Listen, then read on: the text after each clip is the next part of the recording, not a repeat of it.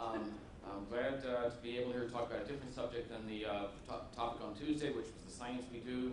This is opportunities for anybody, community here or larger, to participate in our research and development activities. So you've seen some of these charts. I'll skip through some of the, you've seen a lot of the mission charts over the last couple of days, so I probably will skip through those pretty quickly. There's a couple of points I need to make up front, very clearly though. As I said on Tuesday, the science of our directorate is interconnected, but our divisions actually do all the, we delegate out the research activities to the divisions. But the essence of the interconnectivity here is that our program is science-driven throughout. We do not have an ISS instrument program. We do not have a suborbital program. We do, but not as an objective to do suborbital research. We don't have an objective to do ISS research. We don't have a science direction to do airborne science research.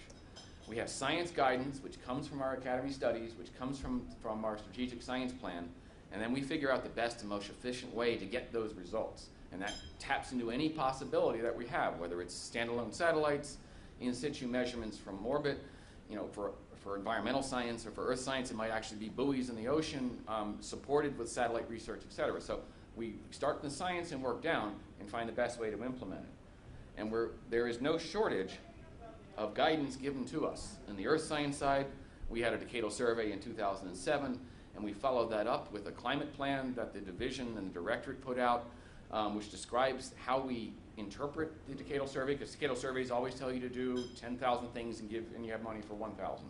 So we have to prioritize, and we have to, you know, massage the message at least to figure out how to implement it. All of these are focused on long-term science objectives. We do have, there are specific strategic measurements we do in the near term, but they're all tied in some way or other to the long-term objectives. And this is just the earth science example. Heliophysics, astrophysics have the same thing. The decadal surveys come out every 10 years.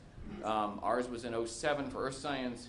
Astrophysics had theirs come out in 10, Helio in 2012. Every one of the divisions, and planetary has another one, goes back to these sort of recommendation documents to germinate or to, you know, start up their science strategic plan.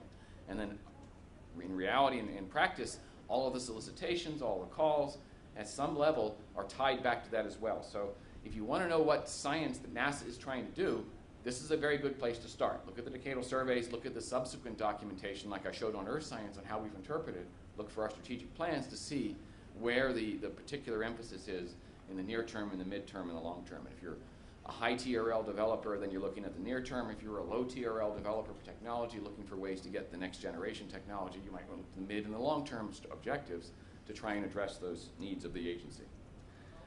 Our directorate, just one org chart here, is split up, as I mentioned, by the four flight divisions: Earth, Planetary, Helio, and Astrophysics. Joint agency, that's for working on reimbursables with NOAA. Each of these, that's where the funding comes out of each directorate. Each division defines their own research applications plan and their solicitations that go out at the division level. And I'll talk about where they come from in a little bit. The two that here are for flight opportunities within the directorate at the moment are the venture line, which is in our science, which I'll talk about, and the Explorers program line, which is in the Helio. It's crossed between Helio and Astro. They have individual calls with both of the Explorers program office, and I'll talk a little bit about those when we talk about Astro and Helio. You've seen this chart about the understanding of the system. I want to describe a little bit about how Earth Science does their solicitations, their calls, so you get a feel for it. As we talk about, they're all connected in some way or other. Each of these boxes is a little research project or program, but they're connected to the different elements of the research programs. Within the division, we have divided up our activities. So I'm trying to give you some sense of the confusion you may get when do you talk to me, do you talk to the research scientist, do you talk to the application scientist, the technologist, where do I go to get information? Well, I think these charts will be available for, so we are broken, we are just divided into different things: flight projects and data systems, research and analysis, applied sciences, and technology development, then EPO. So in each of these, there are research opportunities and funding opportunities in flight projects, RNA, applied sciences, and technology. And you'll see the flight projects is the one that goes to the venture line, and I'll talk about that. The other three all go through what we call our research opportunities in space and earth science, or ROSES. If you're not familiar with ROSES, you should go to that source. It's where all of the directorate does all their basic and their research. And I'll show a chart later on. It's easy enough to Google for NASA, ROSES, and then research, and you'll find all the relevant websites you need. Within the research area for Earth science and the RNA, and this goes to flight, we have broken up our organization into different strategic themes, and these tie back to that original chart about the Earth as a system. If you looked at all those little symbols next to each individual research element, these were the 6 sources of where those symbols were. So we have science program elements on these scientific themes, which cross each other, but also are semi-autonomous in terms of the research calls that they do. We have a stratified program which covers engineering and science development, processing studies, new sensors and algorithms, and satellite calibration and validation in addition to the flight objectives. And it really does go from the ground to the space. We have an extensive airborne science program, which is our mid-TRL development, instrumentation, data processing approaches, et cetera, which then competes or complements the space assets, which include the station and free flyer satellites, and GEO. We are now getting back into GEO with our own instruments for the first time in a long time, although we have been using geosynchronous data for many, many years as an important part of the data set that we use for our integrated science. So, and the technology program, the ESTO, is with Earth Science Technology, has an own subset of different research elements or application elements. These are the II Instrument Incubator program develops takes an airborne science demonstration instrument, the next step to do field campaigns to show that it's ready for the next step to flight. We usually run 3 or 4 of those at a time. These are $3 to $4 million solicitations per year, running for 3 to 4 years. So these are fairly significant instrument development projects. The advanced components are lower TRL, might be just data processing, might be a radar element or something like that, or maybe a detector array, which are funded. And the information system technology takes the other part of it. How do you get the processing data when you're done with it? How do you produce the algorithms? How do you produce the data, the useful information to the decision makers?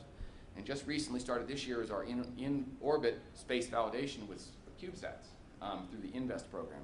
The call went out, was received this year, and I don't know if they've made the calls yet, the announcements yet, but they have the proposals in, and these will be for CubeSats flown through the Rapid Access to Space program, maybe even from the ISS, as we saw the other day, yesterday or the day before. So these are all separate elements. The ESTO program runs on the order of $40 to $45 million a year, spread across these 4 programs. And these also, you can see the call when you look up NASA research for when the schedule is for these calls.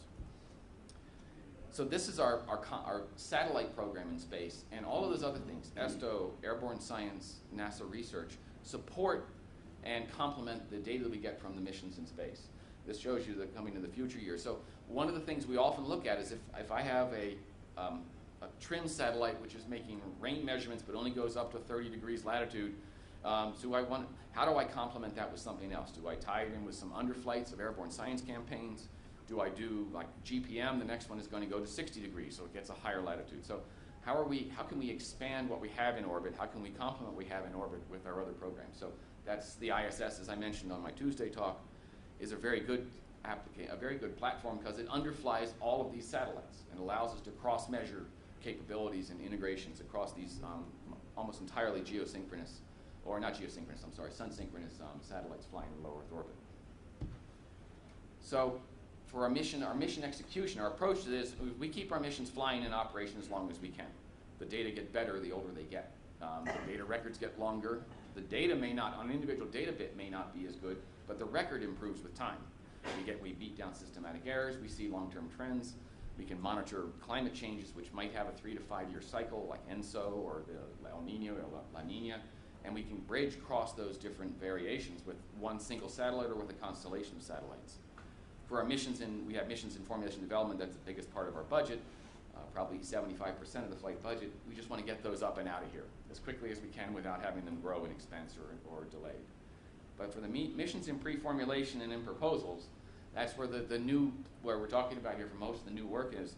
We're looking for the most, as I said, the most cost-effective way to achieve the desired objectives, the science objectives. And that can be through many, many different ways. And we're also buying down technical risks. If we want to build a SAR, there's no way we're going to put a big SAR on the ISS. But we don't want to jump into building a SAR from ground zero and end up spending $2 billion before we realize it's really hard to do. So we want to buy down and maybe do some airborne campaigns, maybe do some smaller scale measurements from a higher platform that can buy down critical areas of technical risk. That's an active part of our integration portfolio.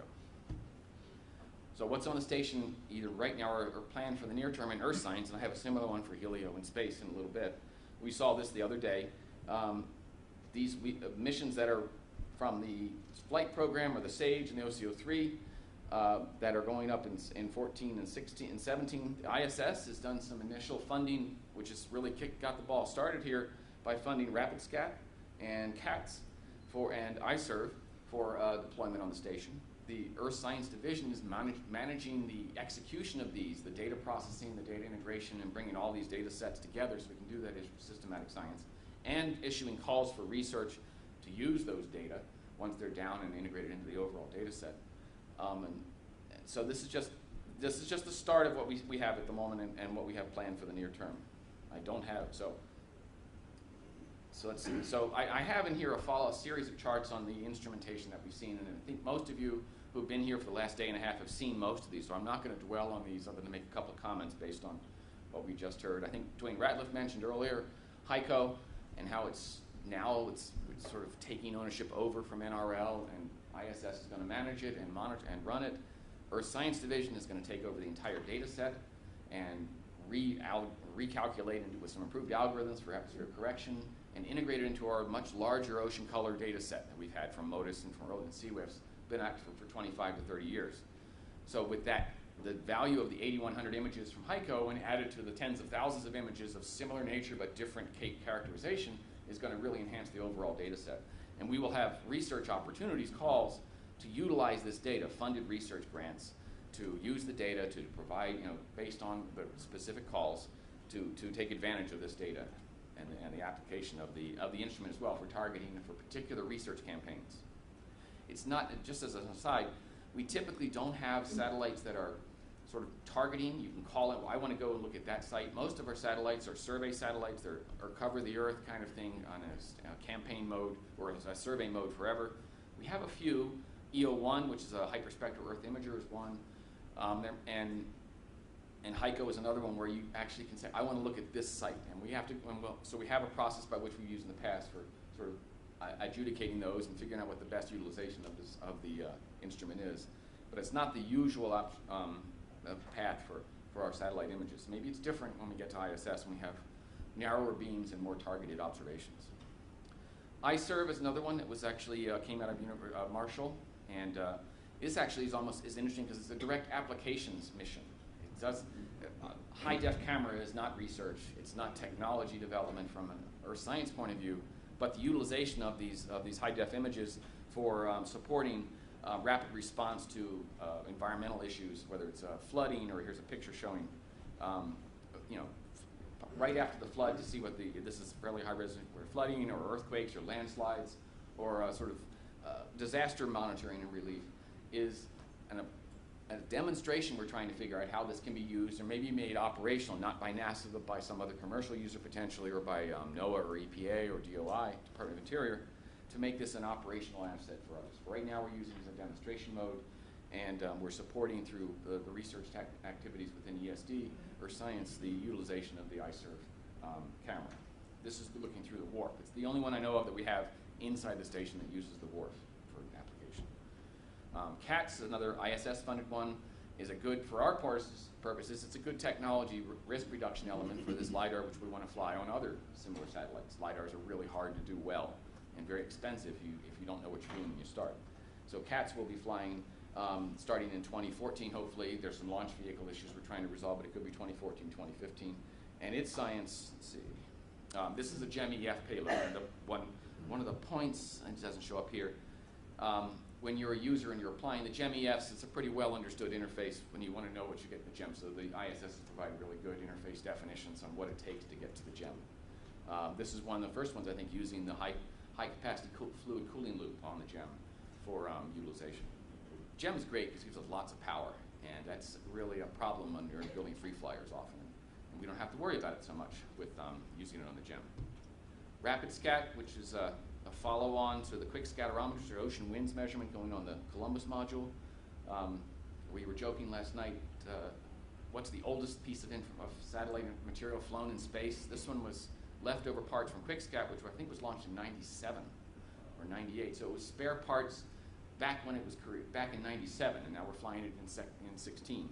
The parts don't get old that fast. So the science is still good, and it will still, again, this one will be very useful as an underflight of other nations' scatterometers.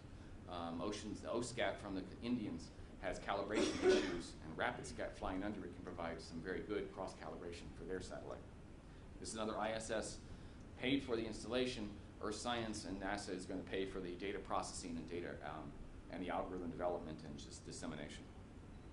This is a relatively small one. I think it's on the order of a couple hundred pounds, 200 kilograms, 250 watts, about half the size of a GEM-EF in mass and power. It's a little bit bigger as it sits down on the bottom end of the Columbus module. And this is just a picture. It's got that radar dish, the antenna subsystem, which is kind of a unique element to fly an active radar on the ISS. Stage 3 we've heard enough about. I won't go into this. This is another one that was built 15 years ago, or designed 15 years ago, is being built now. And as you heard yesterday, there's a Stage 3 Plus sitting in the shelves somewhere that they're going to try and we may be building and flying again later. This is an example of a satellite that is definitely a measurement that's definitely systematic, and it's not going to be a lot of pointing opportunities or targeting until you get into extended mission. Possibly you might look for other opportunities. OCO3, we had a focus talk on this one yesterday. A continuity of the OCO2. This is a GEM-EF, so it's the 500 kilogram, 600 watt power range. We'll be flying in 17. A smaller one. The ones you've seen before are 200 to 400, 500 kilograms, generally fairly large, small, Mini Cooper size instruments. This is sort of a microwave size. So LISS is a lightning imaging sensor. This one flew on TRIM, launched in 97. This instrument and these parts are from the TRIM stock back then too. Again, they don't age sitting on the shelf. And this will fly, I believe, on ELC 2 or 1. One of the ELCs in 2017. Another one where the ISS is funding this, and we're going to fund operations, data processing, development, et cetera, when the instrument is on board. But this is a good example of a small instrument that's flying, as opposed to others which, talking to 400 kilograms, you're talking $100 million from our investment side of the house, a little bit less from the ISS. But for this one, it gets us into a different regime of 10 to 50 kilograms and maybe 5 to 15, $20 million cost, which is much more affordable and opens up new opportunities. And there's just charts here about the examples of the science you'll get from it as a combination with other instruments. So the Earth Science Division, we are adapting to the utilization of the ISS. It is a significant possible platform for us in the Earth observing field, and we've actually tailored one of our primary AO announcement of opportunity approaches to use it for flight opportunities. It can serve both as a primary platform or as a bridge platform. The primary being, it's a measurement we're going to take here, and it's the only place we need to take it from, like high resolution disaster response. It's low altitude, it's low inclination, so it's a good one for that. But for a bridge platform, for LiDAR development, for sun-synchronous LiDARs that follow, for example. And looking at the bottom here, from the planned opportunities, we don't at the moment have any planned directed instrument developments. We've picked Sage 3 and OCO3. Those are directed. We want to make these measurements, and we invest in those. We don't have any other similar nature to that. However, we do have our venture line, which is our opportunistic science approach, which is open to to any proposals, subject to the science compatibility with our strategic plan on any platform.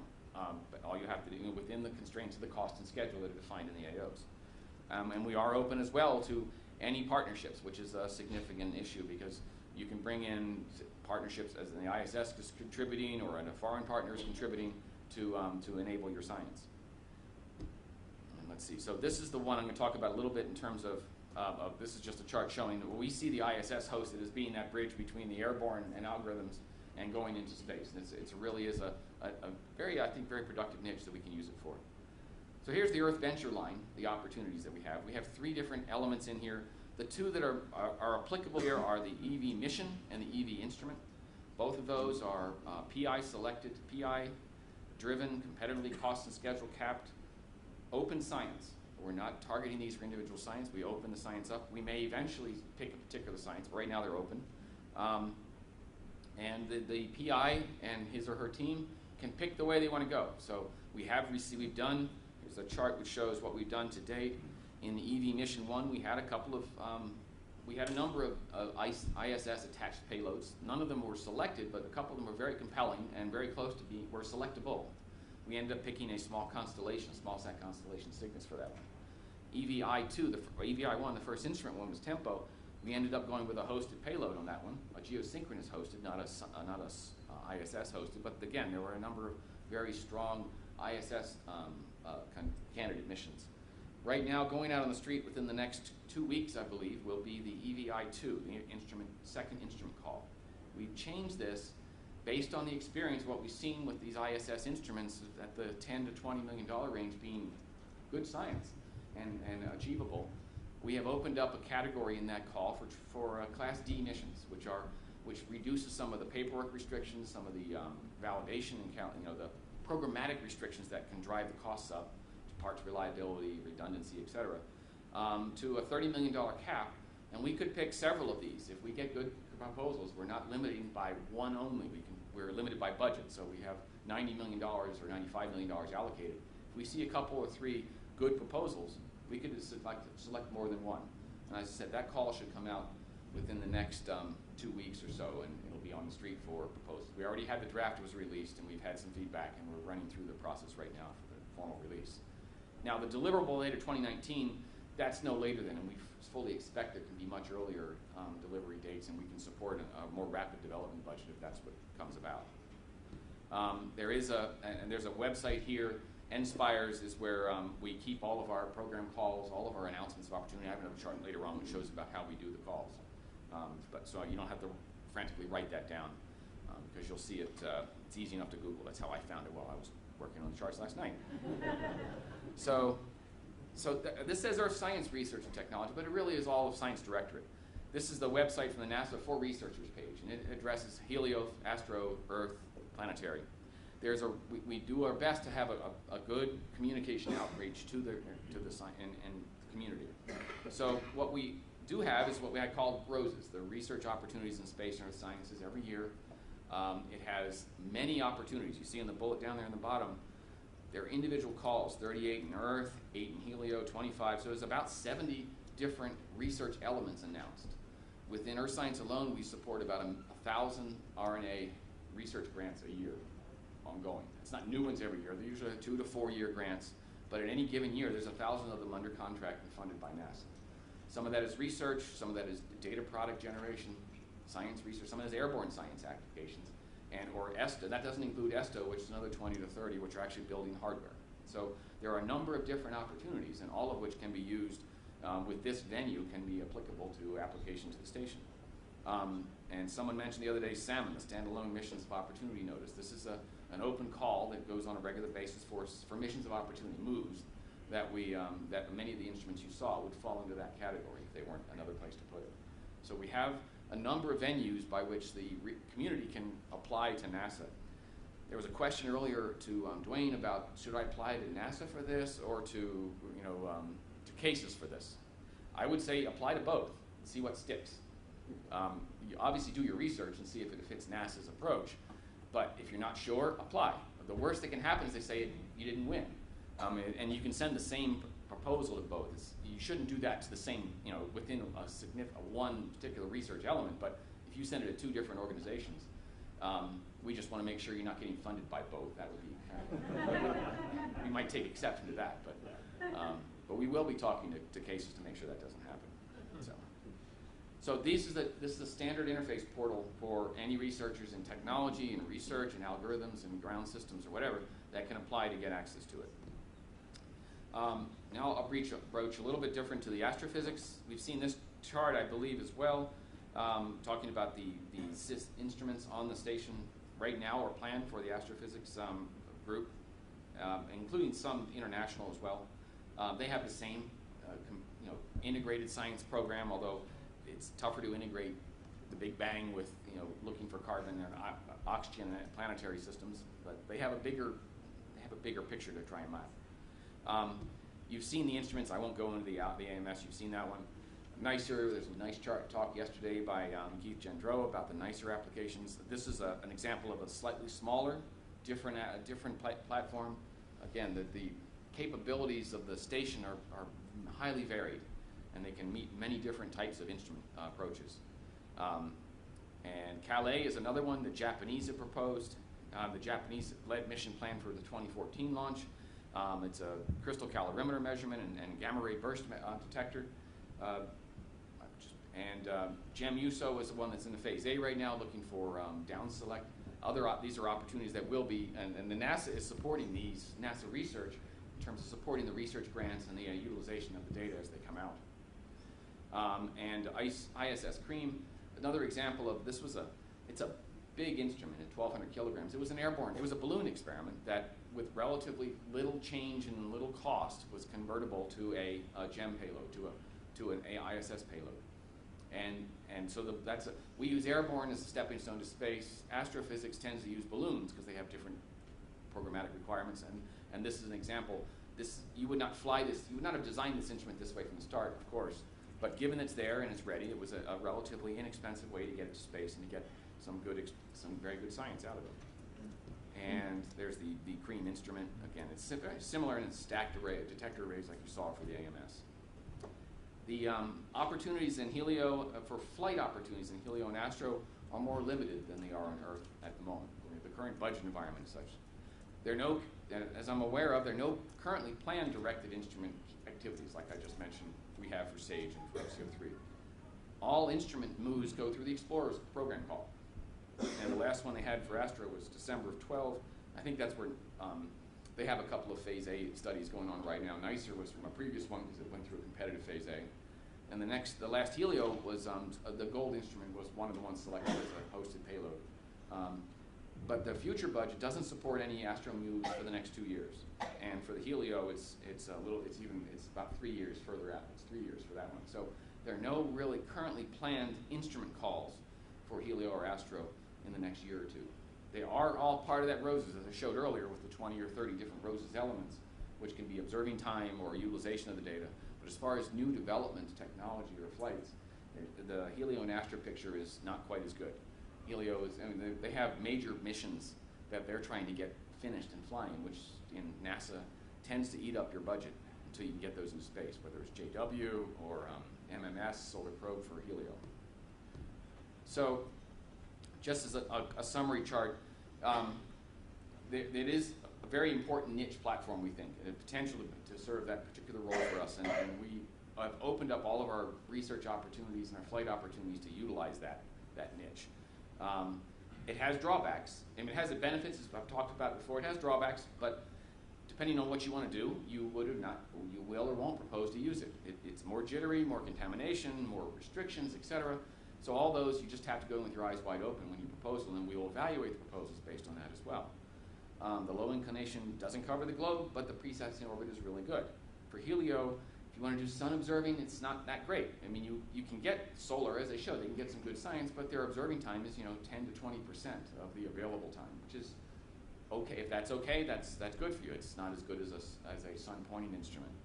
But if you want to do upper atmospheric or thermoionospheric measurements, it's a really good platform. For Astro, the field of view needs to be well understood, and NICER spent a lot of work showing how they can get their observing campaign in, and that's work that's been done that shows that you can get some good astrophysics observatories there. Cosmic rays, it doesn't matter; they go wherever they want, and so you're not so much pointing at things as you would with something like a neutron star detector. But you just have to match the research against the restrictions or limitations. So that's my final chart, just talking about, I think we can use this platform, and we've opened up the opportunities to it. I'm available for questions if anybody has any.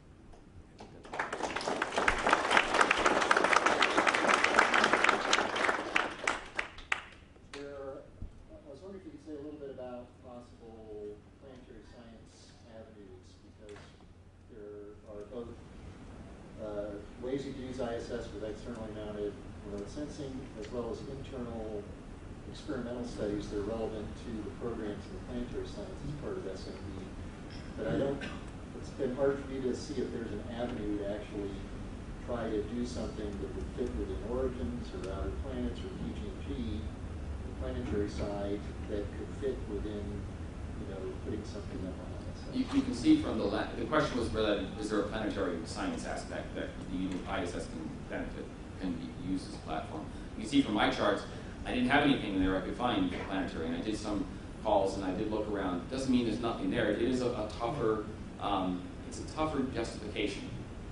Whether there's internal research that can be done or not, I think that might be, whether it's materials or other things, I think there might be, but I would suggest going to the ROSES elements and looking to see, that's where their research opportunities are. Talking to the program scientists and see what they think of the opportunities are. A lot of the times the idea is if you go to the program mission directors, the division directors, they don't have time to find a solution for an individual question. But the research, at headquarters at least, the research scientists have a lot of power to influence what gets put into a call and what doesn't. I mean, they are the writers of them. So that would be my first avenue if I was trying to see if there's a way for to get some work done. If you had an idea, say, for astrophysics, and you can get most but not quite all of your money on your own, you're asking for some money for NASA, would you propose to NASA Salmon, or would you propose to CASIS, or what? It would depend. I can't speak specifically for Astro. It varies from call to call. Many times the calls have restrictions or limitations on the amount of external contribution. That's primarily because if NASA's funding it, we want to make sure we're in the driver's seat, for example. So we don't go over 50% or something like that for some calls, so that we can still direct sort of the execution of the project. I would talk to the program scientist and talk to the writer of the call at NASA. From an earth science point of view, we were open to, it would come in as a contributed element. And as we evaluate the proposal, we'd look at the contribution, we'd weigh in whether or not we thought it was, how secure it was, if it was a proposal from a startup company that we don't know of, it has a track record, we look a little bit more risky. If it was from like Kness or a well-established organization, it would be highly valued. But it would depend on the individual element. I talk to you're always able to talk to if there's a call out, you can talk to the program scientist and you'll get an official answer. If there's no call out and you're just brainstorming, you'll get lots of feedback. Thanks. You mentioned that it may be worthwhile to look at the long-term recommendations, the decadal survey for potential technology needs for instruments going forward. In terms of applications for ISIS, there's opportunities there for technology development to the extent that you can identify key resource needs for potential future instruments. That seems to me like it could be a potential vehicle or a means of utilizing ISIS that could be to support a wide range What's of your ISIS? objectives. International Space Station. Oh, ISS, okay. ISS. I thought it was another acronym. No. So, the question that come in though is that there's really a need to be able to communicate and understand what what the critical elements in terms of requirements of potential payloads are, so that you can chase after the pieces of the technology that would either be mission enhancing or mission enabling. We spend a lot of time trying to understand the scientific trajectory over the next 15 years. What we want to get better temporal resolution, better spectral resolution, particular phenomena, and we try and then that's the generator, and then we look back and say what are the technologies that we need to support that. So in Earth Science, the ESTO, the Earth Science Technology Office, tries to map the current state of the art and the trajectories and plans to address those future measurement needs.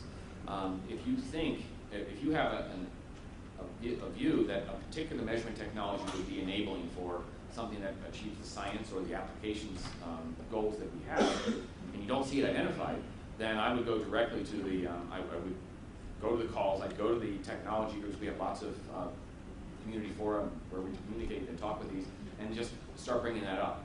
I think they're pretty open to changing, to accepting a proposal which wasn't what they asked for, but addresses the science objectives that they're looking for.